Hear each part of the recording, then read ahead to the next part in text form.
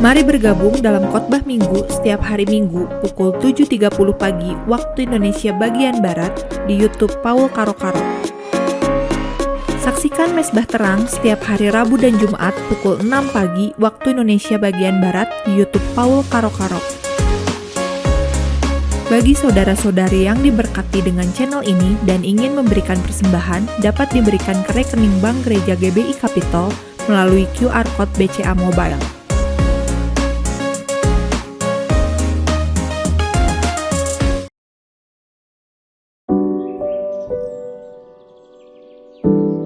Dalam hidup kita ini ternyata kita membutuhkan yang namanya prioritas dalam kehidupan kita.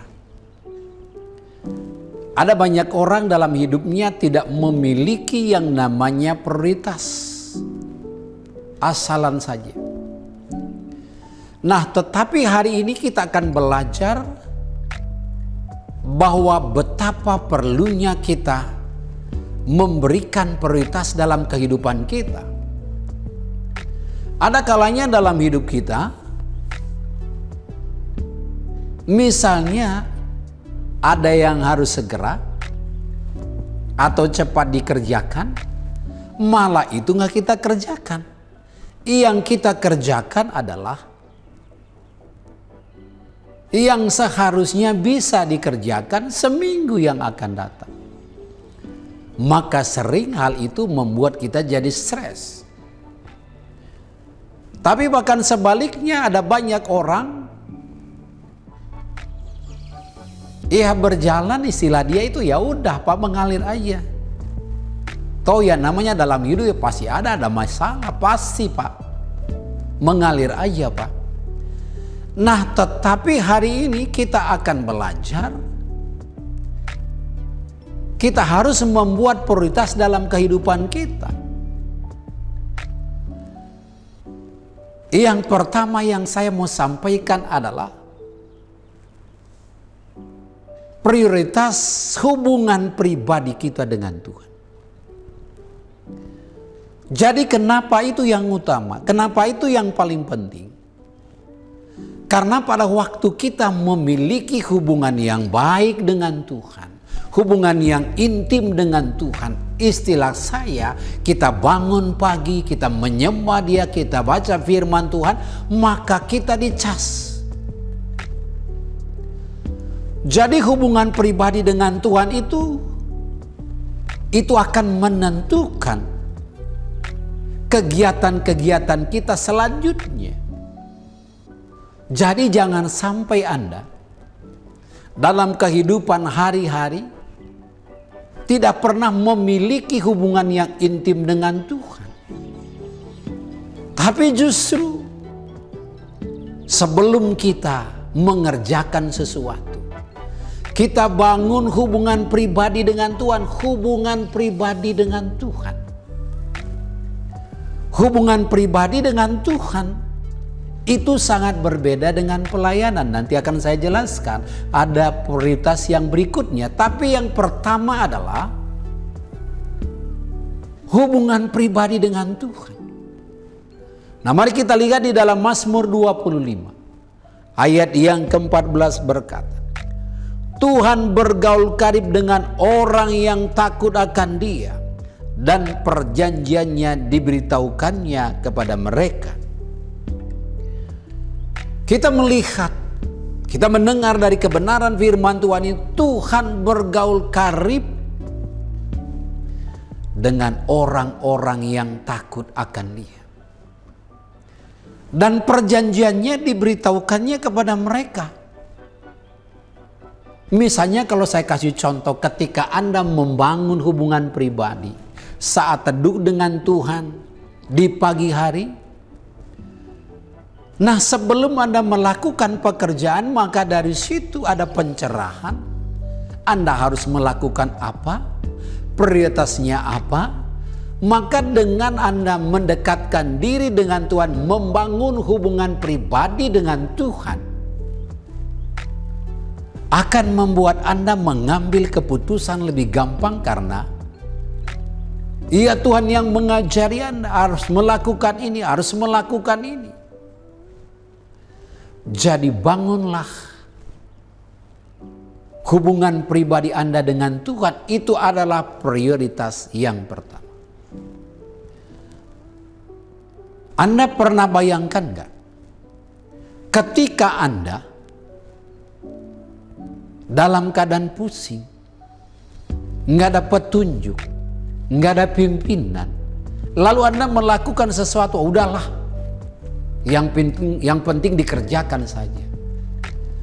Itu akan sangat berbeda pada waktu Anda kontak dengan Tuhan, connecting dengan Tuhan. Anda berdoa, minta pimpinan Tuhan, apa yang harus dikerjakan hari ini. Nah, ketika Anda melakukan itu, maka Anda akan dapat pimpinan dari Tuhan. Roh Kudus akan menolong Anda. Apa yang Anda harus kerjakan. Dan perhatikan baik-baik.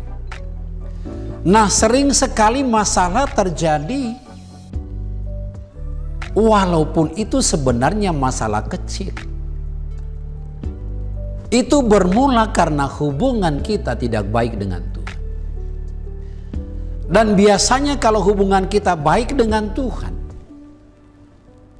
maka kita juga bisa membangun hubungan yang baik dengan sesama, dengan keluarga, dan siapa saja pada waktu kita membangun hubungan pribadi dengan Tuhan.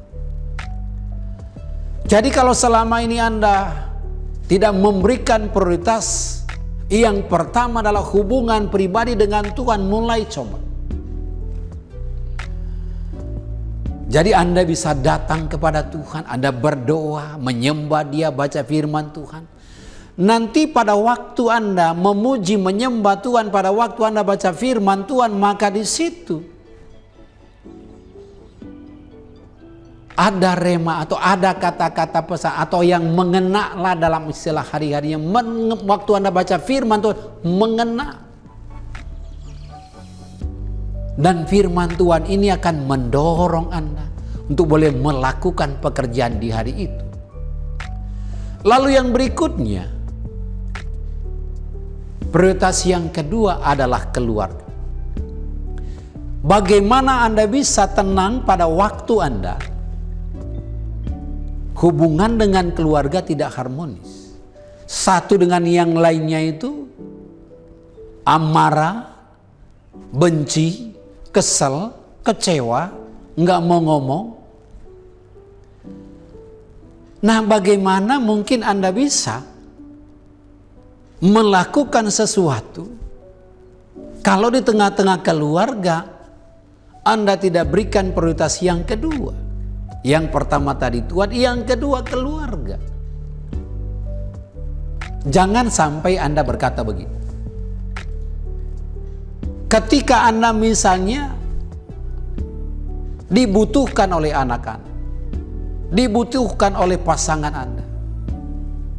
Kalau misalnya anak ngomong begini, "Pak, kok Bapak sibuk terus sih? Kerja terus sih? Cari uang terus sih?"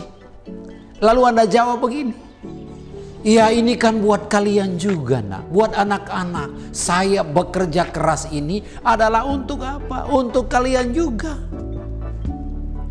Tapi tahukah saudara apa yang terjadi ketika Anda terus-menerus melakukan seperti itu?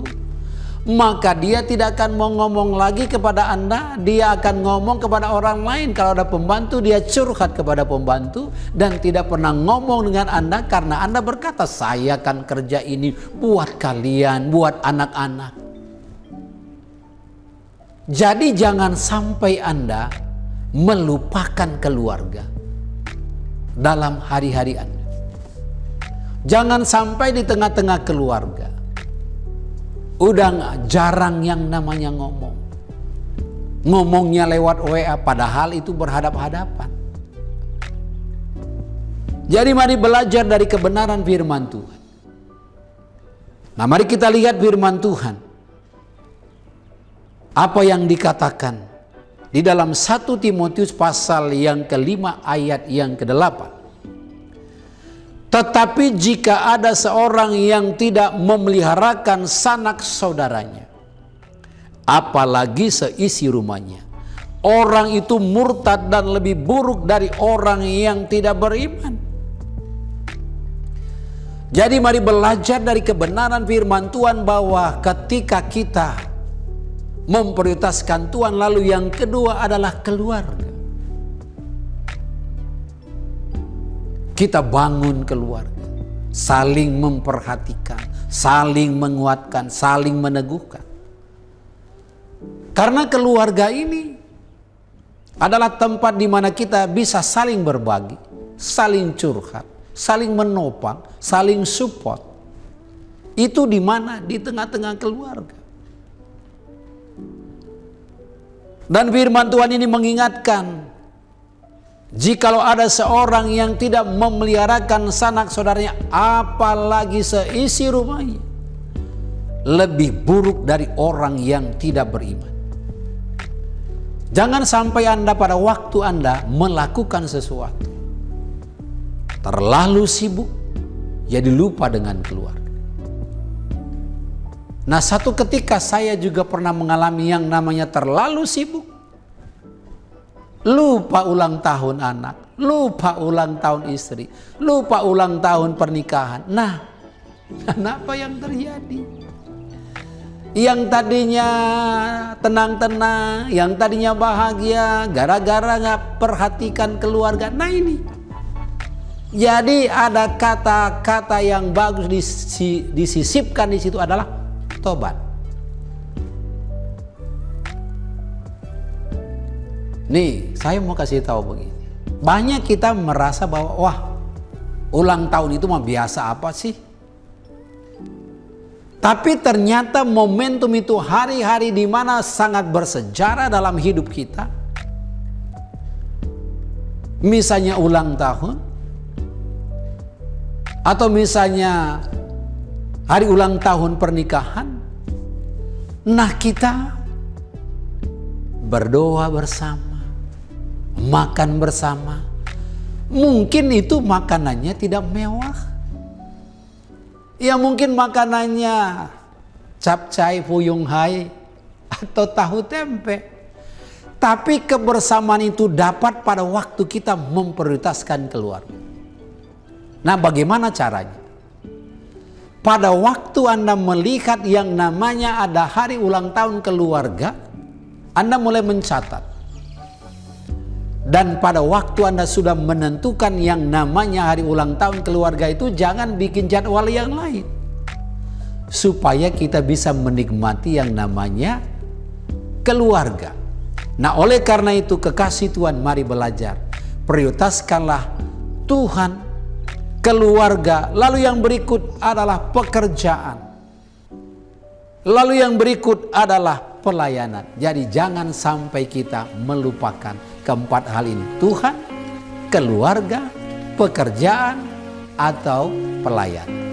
Tuhan Yesus memberkati. Amin.